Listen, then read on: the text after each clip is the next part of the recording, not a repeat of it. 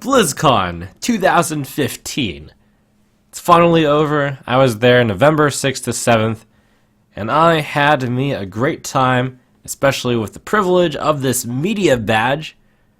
This media badge lets you basically sit in the front of every single panel. There's a nice roped off area, and I managed to check my privilege, and it was a lot of fun. So, talking through the stuff about what happened at BlizzCon, at Friday, I started off at the opening ceremony where they announced stuff for every single game. Now, I was more focused on the Hearthstone stuff, so Eric Dodds came up and announced what was coming up in Hearthstone, a new adventure, League of Explorers, coming out this year. No, this month. No, Thursday. And that was a big shock. Apparently, this is the first time that Blizzard soon has ever meant in 1 week. Over at the Dark Moon Fair, there were all kinds of prize machines and places that you could take your picture. I, King Trump, had V. Parlaflaw guarding me from some attackers such as Arthas the Lich King and Tychus, the scoundrel.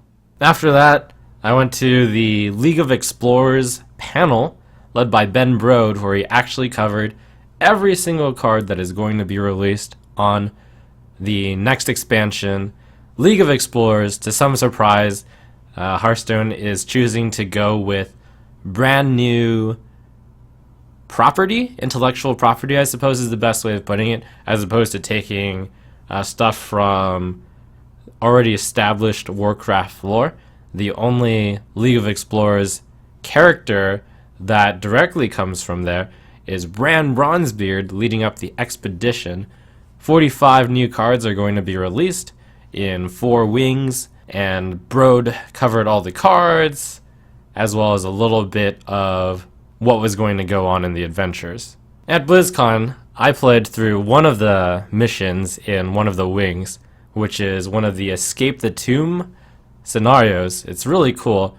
Reno Jackson is helping you out a crumbling tomb. You have to make it out in 10 rounds, and every single turn a new obstacle appears, and it's kind of choose your own adventure. You get to choose like one path or the other, and that was pretty fun. I think that the single player campaign part of that adventure is going to be a lot of fun. To wrap up that day, I also attended the contests. A cool female acrobat was doing a Sarah aerial dance. She later said that she did play Hearthstone, and somewhere in her dance, when she was way up in the air, she threw out 5 cards out into the audience, and I believe I was one of the few people watching who got that reference. So good job, you. There was a movie contest, an art contest, and then perhaps the much renowned costume contest. Some really top-notch costumes were featured there. Now, these 2 costumes were really well done, featuring Elky Poker and No Jenny No. They didn't participate in the costume contest, but still went all out. Elky Poker and Daniel Negreanu actually played an exhibition match, best of 5 on the Hearthstone stage. Cool games.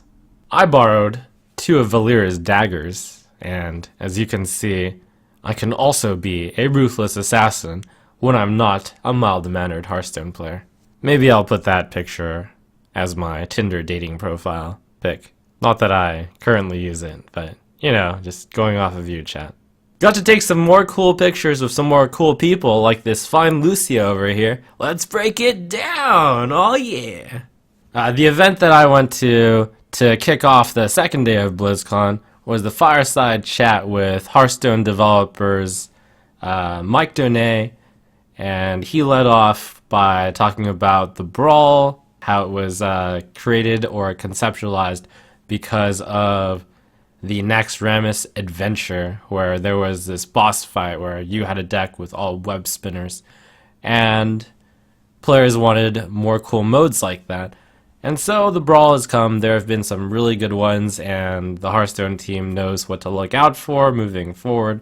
they have all these statistics about what people love in their brawls. Afterwards, there was a bit of a Q&A session where Ben Brode hinted towards, in the future of Hearthstone, there may be something radical coming. So we look forward for news of that.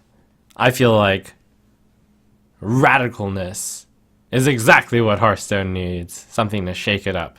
Now, I must confess that I did miss the quarterfinals of the Hearthstone World Championship just because there was so much to do on Friday. They packed so many events into the 2 days that BlizzCon is.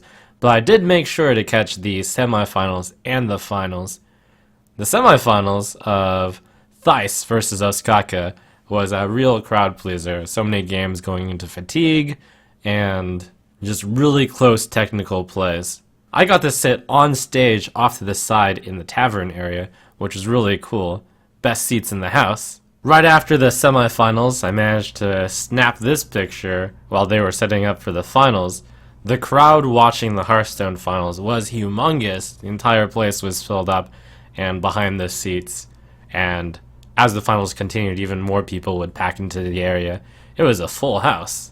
Ostkaka did win, and I congratulated him by kneeling down in front of the prince and saying, "Way to go, Prince," which was kind of a inside joke from way back, I believe it was during the ESL tournament, where the Hearthstone players kind of jokingly called Ostkaka a prince because of his very royal demeanor. I only later realized that this might have been seen as me proposing to Ostkaka, and I'll just clarify it now that that was not the intent. Even though I didn't participate at the World Championship Hearthstone.